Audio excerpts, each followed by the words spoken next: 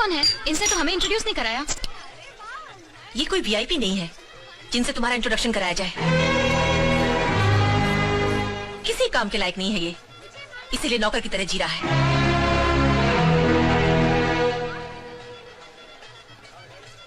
Thank you. Hira ji, 1 minute रुकिए। माधुरी, कविता, रानी, जरा यहाँ आना। मैं आप लोगों से कह रही थी ना, एक इम्पोर्टेंट आदमी से मिलवाती हूँ।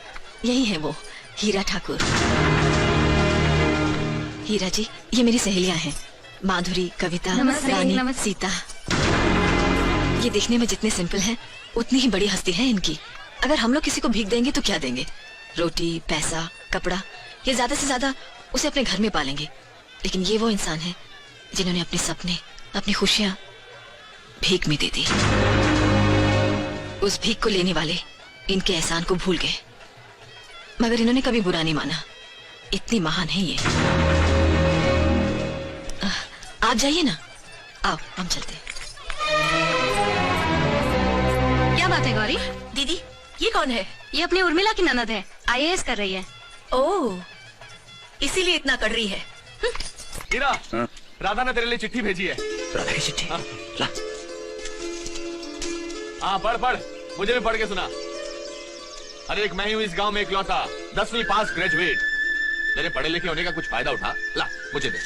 सुन डियर, ए बगलोल, चल भाग यहाँ से। शर्म नहीं आती दूसरों का प्रेम पत्र सुनते हुए? भाग यहाँ से। अरे क्यों से भगा रहे हो? अरे मेरे पढ़ने में कोई गलती हो गई तो पकड़ा जाऊंगा ना। भाग, चल पढ़ पढ़ पढ़। प्रिय हीरा जी, मेरी मम्मी ने मेरी मर्जी के खिलाफ मेरी शादी तय कर दी है। आने वाले 18 तारीख को मेरी शादी होने वाली है। लाख कोशिशों के बाद भी मैं इस फैसले को रोक नहीं पा रही हूँ, मगर आप चाहे तो इसे रोक सकते हैं। 18 तारीख को वैद मंत्रों से बंधा जाने वाला मंगलसूत्र मैं आपके हाथों पहनना चाहती हूँ। अगर ऐसा नहीं हुआ तो मैं गले में रस्सी डालकर जान दे दूंगी। मंगलसूत्र या फांसी का फंदा, फैसला आपके हाथ में।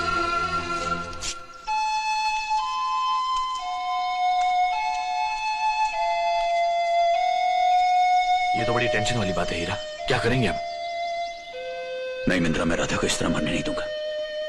तो एक काम कर, राधा को मेरी तरफ से एक चिट्ठी लिख दे कि राधा की शादी होगी तो सिर्फ हीरा से। छोटे बाबू, बड़े मालिक ने आपको बुलाया है।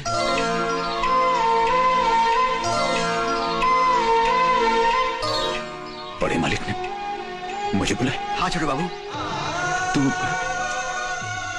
तू सच कह रहा है ना? हाँ छोटे बाबू। नहीं, उन्होंने क्या कहा? उन्होंने ऐसा कहा कि जाओ जाके हीरा को बुला के लाओ? हाँ छोटे बाबू।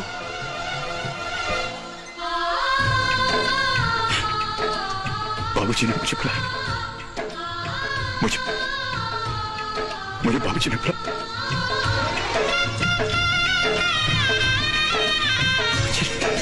मुझे बुलाया।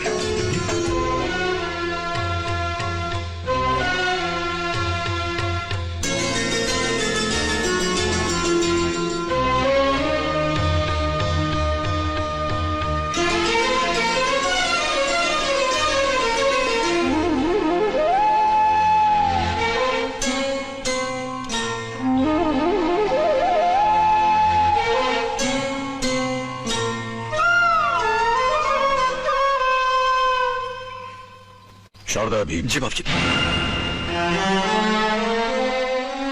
शारदा अभी थोड़ी देर पहले समधी जी और समधन आई थी अपनी बेटी राधा की शादी का न्योता देने। हीरा आपका बेटा है, इसके सिवा उसकी अपनी कोई पहचान नहीं है। रिश्तेदार समझकर अगर मैं शादी के लिए हाँ भी कर दूं, तो इसकी क्या गारंटी है कि वो शादी करेगा? इससे पहले भी एक लड़की से प्यार करके वो ऐन मौके पर शादी करने से इनकार कर चुका है। आप अगर चाहते हैं कि हमारी इज्जत बनी रहे, तो हीरा से कह दीजिए कि वो उसे भूल जाए। राधा को मैं संभाल लूंगी। ऐसा पहली बार हमें सुनना पड़ा है कि हमारे घर में किसी की वजह से एक लड़की की शादी में रुकावट पैदा हो रही है।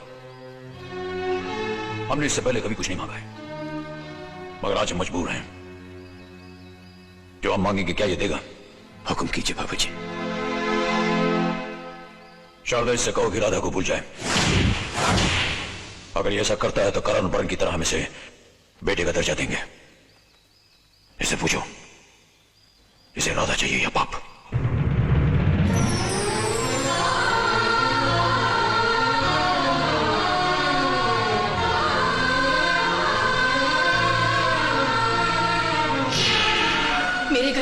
मंगलसूत्र या फांसी का फंदा, ये आपको तय करना है।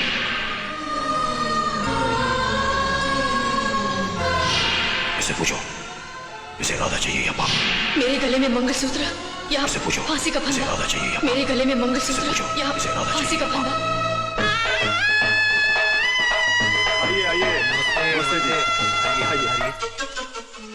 तेरे पिताजी तुझे बेटा कहें सिर्फ यही सुनना चाहते हैं तेरे कान।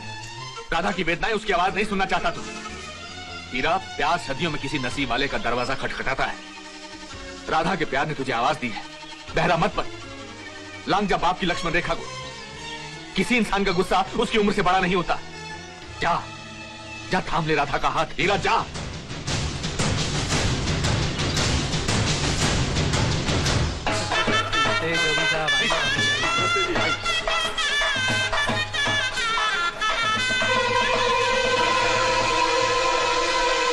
अरे राधा, अभी तक तो तैयार नहीं हुई, चल जल्दी कर, सब लोग तेरा इंतजार कर रहे हैं। मैं भी हीरा का इंतजार कर रही हूँ। वो नहीं आएगा और आ भी नहीं सकता।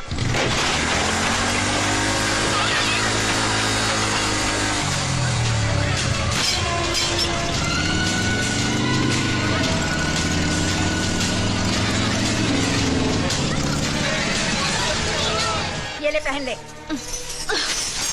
देख राधा, मैं तेरी जिद के आगे झुकूंगी नहीं। लोगों में मेरी जगह सही हो, मैं हरगिज बर्दाश्त नहीं कर सकती, समझी?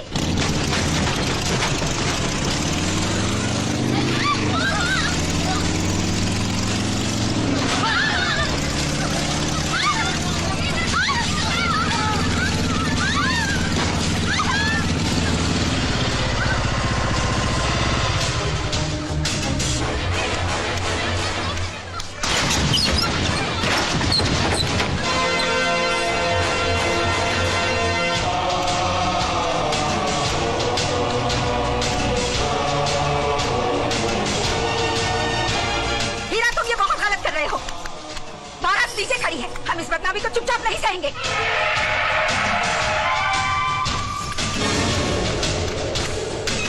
अरे ये क्या रहे हो, पकड़ो सही बात।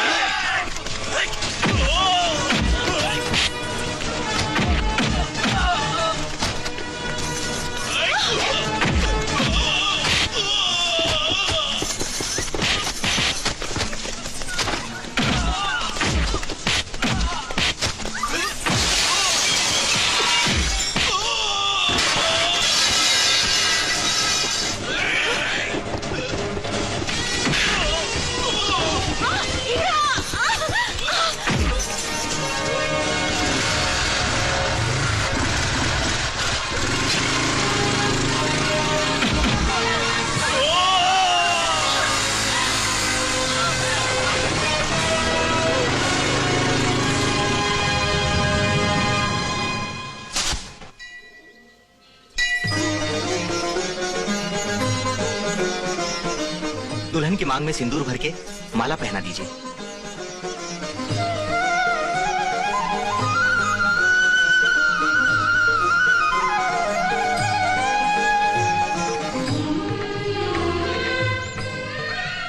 दुनिया की रीति रिवाज से परे भगवान को अपना साक्षी मानकर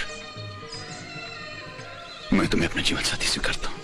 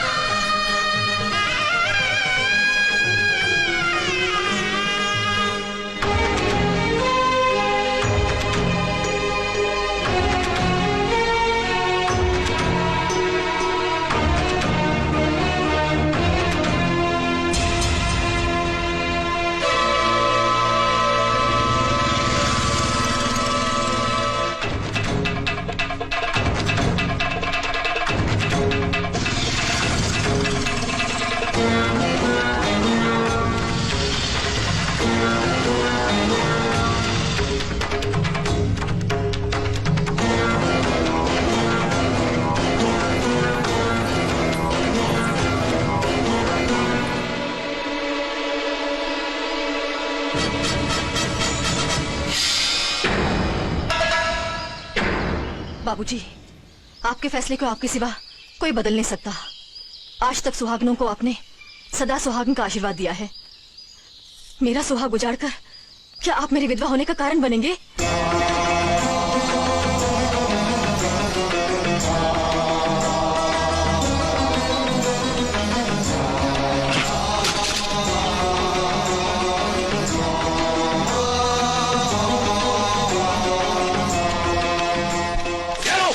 तुम्हारे हिस्से की जमीन और जायदाद उठाओ, शहर निकल जाओ यहाँ से। तुम हमारे खून का सबसे बदनाम खतरा हो, इस हवेली का सबसे बेकार हिस्सा, और उससे भी बेकार है ये लड़की जिसने तुम्हारा हाथ थमा है। दबाओ जाओ यहाँ से, इस घर में तुम्हारे लिए कोई जगह नहीं। तुम दोनों की अगर किसी ने सूरत भी देखी तो ये भानु प्रताप उसकी शक्ल नहीं देखेगा। देख लो, देख लिया? बचपन में हमने इसे खेलने के लिए खिलौना नहीं दिया तो आज ये हमारी भावनाओं के साथ खेल रहा है।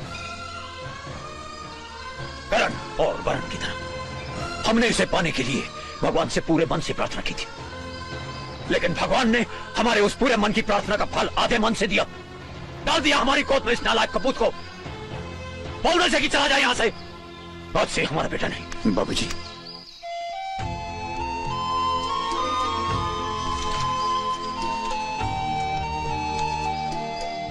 जब मैं आपका बेटा नहीं रहा तो फिर आपकी इस जायदाद में मेरा हिस्सा कैसा? सिवाय आपके मुंह से बेटा शब्द सुनने के मैंने कुछ नहीं चाहा। ये नहीं चाहिए मुझे। आपके तिरस्कार को आशीर्वाद समझकर चलो।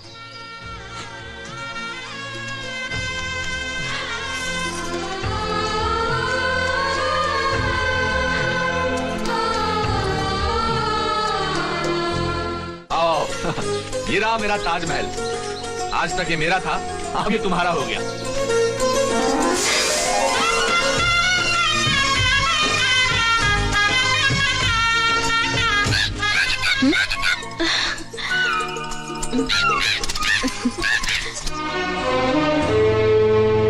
जिन्होंने तुझे अपनों से दूर किया, उनसे दूर होने का दुख हो रहा है तुझे। जो हुआ उसे भूल जा हीरा, और आज से जिंदगी की शुरुआत कर, एक नई जिंदगी की। चल तेरी सुहागरात की तैयारी करते हैं। आजा आजा आजा।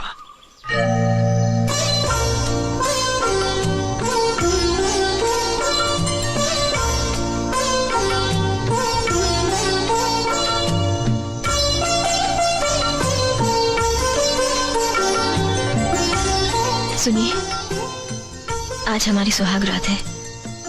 मैं आपसे कुछ मांगना चाहती हूँ। मना तो नहीं करेंगे? मना तो नहीं करूंगा, लेकिन देवी कह सकता, मेरी इस हथेली में चंद लकीरों के सिवा और कुछ भी नहीं है। बोलो, क्या चाहिए तुम्हें? घर वाले सोच रहे होंगे हम जिंदगी भर दुख उठाएंगे। मैं चाहती हूँ जब तक हमारे दुख सुख में नहीं बदल जाते, हम सुहागरात न मनाएं। देखिए, मिठू भी कह रहा है। ठीक है।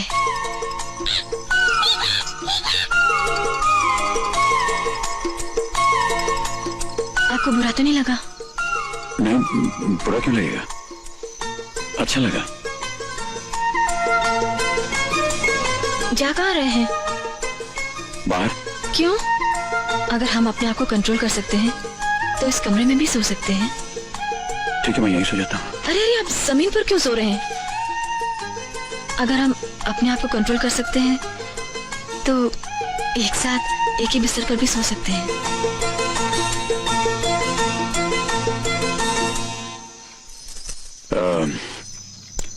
तुम्हें लगता है कि छत के नीचे एक ही बिस्तर पर हम दोनों एक साथ सोकर वो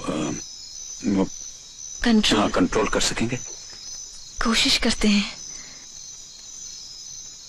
ठीक है। हाँ।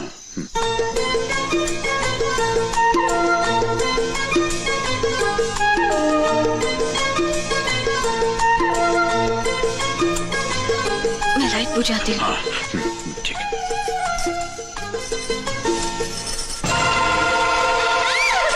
क्या हुआ? किधर है?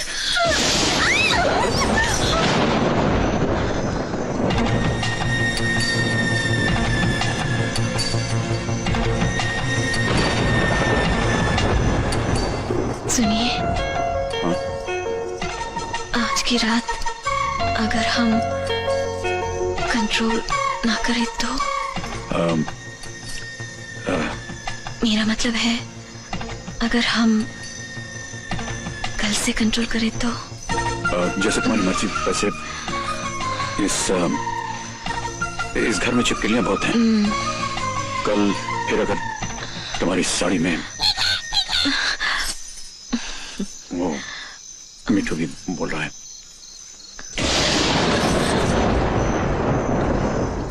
राधा राधा राधा, अरे राधा, ओहो, अरे अरे क्या हुआ? अरे नौकरी मिल गई, नौकरी मिल गई, नौकरी। नौकरी मिलने के इतने फायदे। हटो जी। अच्छा ये बताइए काम कहाँ मिला? काम मिला है बस कंपनी। कैसा काम बताइए ना। बिल्कुल मालिक जैसा। मालिक? हाँ, मालिक के बाद मैं ही मालिक हूँ। अच्छा। हाँ, बड़ा ही साफ सुथरा काम है। जो काम के लायक नहीं होता ना, उसे हम निकाल बाहर करते हैं।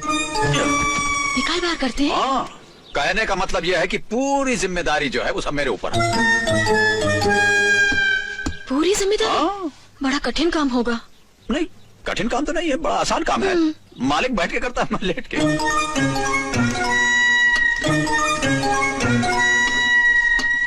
चलो मैं खुश हूँ, आपको नौकरी तो मिल गई। हाँ, और ये देखो 500 रुपया एडवांस। वो लोग पहले मुझे 1000 दे रहे थे। मैंने कहा इससे मेरा क्या होगा, मेरा बहुत खर्चा, मुझे 1 नहीं 500 चाहिए। तो वो लोग मुझे 500 रुपया दिए। ये लो, इसमें से 250 रुपया ये लो तुम रखो, और ये बाकी के 250 रुपए से महीने का राशन खरीद के लाता। तुम जल्दी से मुझे लिस्ट बना करके दो। हाँ, चलो चलो चलो चलो। ए टेलीफोन महाराज, मेरी कमाई का जरिया सिर्फ तुम हो। तुम गए तो मैं भी गया। जय हो भारतीय टेलीफोन निगम की। शुभ मुहूर्त पर शुभ घंटी बजी है। हेलो धर्मेंद्र, मैं मेजर रंजीत बोल रहा हूँ यार। हेलो मेजर साहब, कैसे हैं आप? अरे मैं बहुत अच्छा हूँ, मगर तू मेरे पैसे कब लौटा रहा है? मेरे 10,000। हेलो, मेरे पैसे कब? हेलो मेरे हेलो हेलो हेलो मैं हेलो मैं हेलो मैं हेलो मैं मुहूर्त वाले दिन सबसे पहले इसी का फोन आना था। भाई साहब, क्या है, निकलो यहाँ से। मुहूर्त वाले दिन तुम सुबह ही भीख मांगने आ गए। मैं भीख मांगने नहीं आया हूँ। अरे मेरी मोबाइल की बैटरी वीक हो गई है, इसलिए मैं तुम्हारे बूथ से मुंबई एसटीडी करने आया हूँ। सॉरी सॉरी सॉरी, ग्राहक तो भगवान होता है, भिखारी नहीं होता। आओ अपने इन भीख मांगने वाले हाथों से इसका मुहूर्त करो करो करो। साइड। हेलो। हाँ बोलो। भाई साहब नमस्ते। नमस्ते। पर्सनल है। ओह, वो महालक्ष्मी मंदिर की तीसरी सीढ़ी पर जो भिखारी अंधे की एक्टिंग कर रहा है, हाँ? वो मेरा मामा है। जरा उसको बुलाइए। तुम लाइन में रहो, मैं बुलाता हूँ। ठीक है साहब। अरे ये फोन रख के कहाँ जा रहे हो? उसने लाइन में खड़े रहने को बोला।